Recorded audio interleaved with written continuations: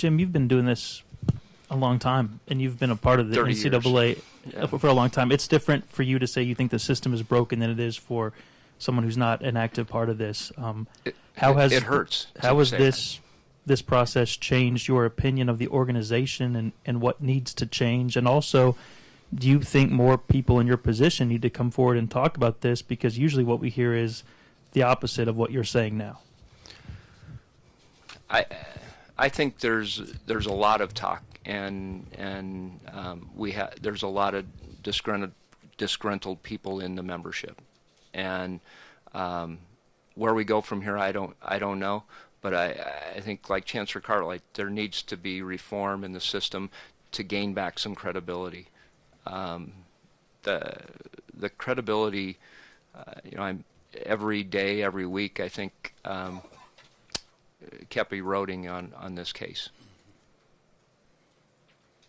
Obviously now a little bit of a spotlight is on Mizzou because of this case. For anyone that's watching or listening, in your opinion, what is the Mizzou brand now, and how does it go forward with everything that's happened over this case? You can go. I'll take the first part, and then you can get on that. We've talked a lot about what it means to be Mizzou.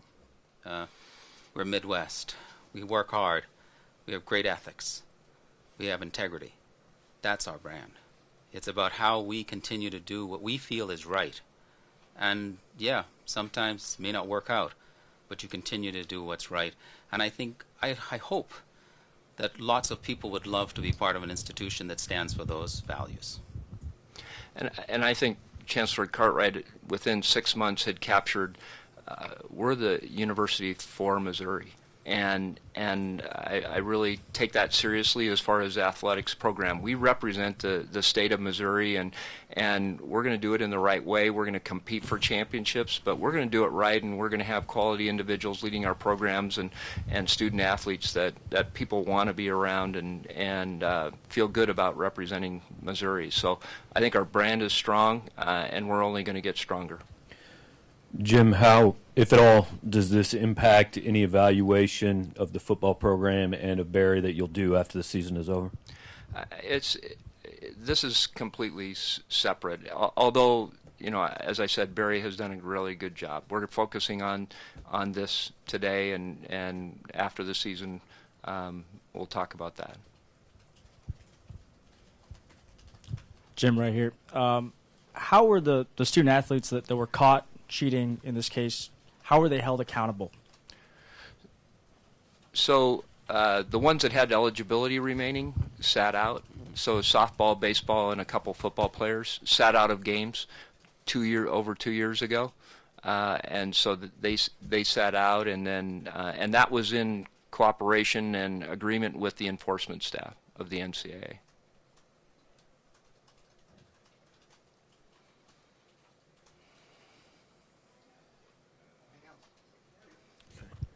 I guess there was a lot of talk about the postseason ban, but how surprised were you that none of the, recruiting restrictions or any of the other penalties were lessened? Very surprised, because they had nothing to do with the case. There was no correlation to recruiting, to scholarships. Even the scholarship, those are impacting opportunities for student athletes. Mm-hmm. So they basically went through and the matrix and hit on every facet of the matrix. How can kind of some of those penalties have lingering effects beyond? I think we're working with compliance and the coaches. We had a strategy session today with the football coaches on the recruiting and the calendar, and trying to minimize them as much as we can, but it does have an effect. The scholarships probably more. That to get back, it takes you a while, especially in football, because you only have 25 scholarships. But I think it's important that the postseason ban is this year. It's not for recruiting in the future, and so that shouldn't impact our ability to sign kids and for them to come. And as an institution, we're always looking out for what's best for our students, and not having the ability to give scholarships to some of these students may mean that they may choose to go other places, and I hope they do have other opportunities. But there are a lot of students who depend on scholarships, and we don't have that. If we don't have a way to give those scholarships, then they're going to miss those opportunities. And that's what we worry about all the time. Why do you think you guys were singled out with different penalties than MSU?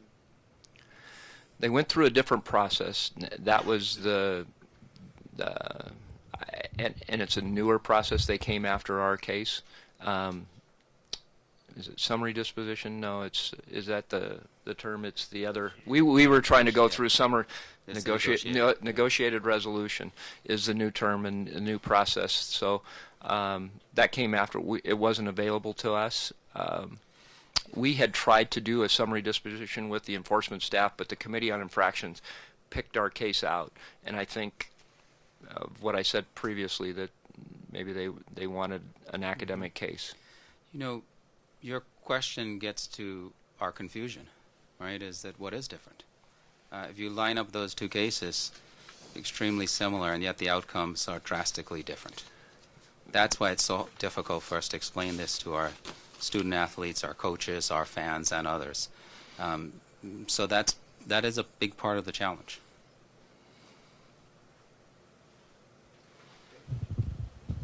Jim, other than the 8-page public ruling that we see, do you get much more feedback at all from committee members or anybody, or are you just basically reading what we read? That's what we received. Yes. Is that That's frustrating That's, more yeah. that you can't get more feedback on the process? There's probably a few questions I'd like to have answered. And there's no recourse for that? When you look at California's 2023 law saying that, players should be able to make money in things, when you see this case and other cases, how does that change the NCAA in your mind as far as their brand? You've talked about what you're doing to maintain your brand, but how does it change their brand?